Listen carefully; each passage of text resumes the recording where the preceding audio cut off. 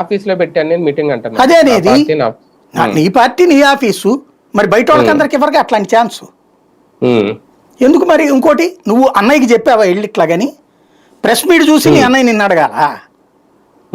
అది తప్పు కదా. మరి నువ్వు ముందు అన్న నేను ఇట్లాగా అమెరికాలో ఉన్నప్పుడు రాసిన లెటర్ ఏదో లీక్ అయిందన్న నువ్వు చూసావా? లేదు అన్న కాదు, ఏమండి పార్టీ ప్రెసిడెంట్ గారు మీరు చూసారా అని అడిగావా? నువ్వు అడగకుండా ఓపెన్ ప్రెస్ మీట్ పెట్టావు. ప్రెస్ మీట్ మీన్స్ బయట ప్రపంచానికి చెప్పావు నువ్వు. అంటే ఆమెను సంప్రదించకుండా సస్పెండ్ చేశారన్న. ఇక్కడ సంప్రదించకుండా ఆవిడ ఏమన్నా సంప్రదించి ప్రెస్ మీట్ పెట్టిందా సస్పెండ్ చేయడానికి? బేసిక్ నేను అనే పాయింట్ ఏంటంటే, ఆవిడ అనేది ఏంటి, పార్టీ ఆఫీస్లో నేను ప్రెస్ మీట్ పెట్టినా కూడా మన్నయ్య నన్ను అడగలేదు అంటోంది. ఇంకా సాధారణ కార్యకర్తలకి ఏంటంటోంది అంతే. అవును.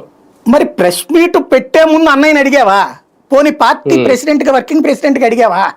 ఆయన నోటీస్కి తీసుకెళ్ళావు నువ్వు? ఈ సమస్యని తీసుకెళ్ళాలి కదా చట్టబద్ధంగా అయితే, బాధ్యతగా అయితే.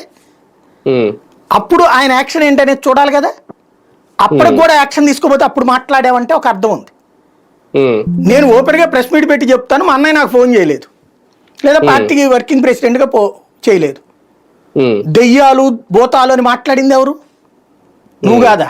ఇంకోటి ఏంటది, హరీష్ రావు గురించి ఎంత పచ్చి అబద్ధాలు, పచ్చి అబద్ధాలు.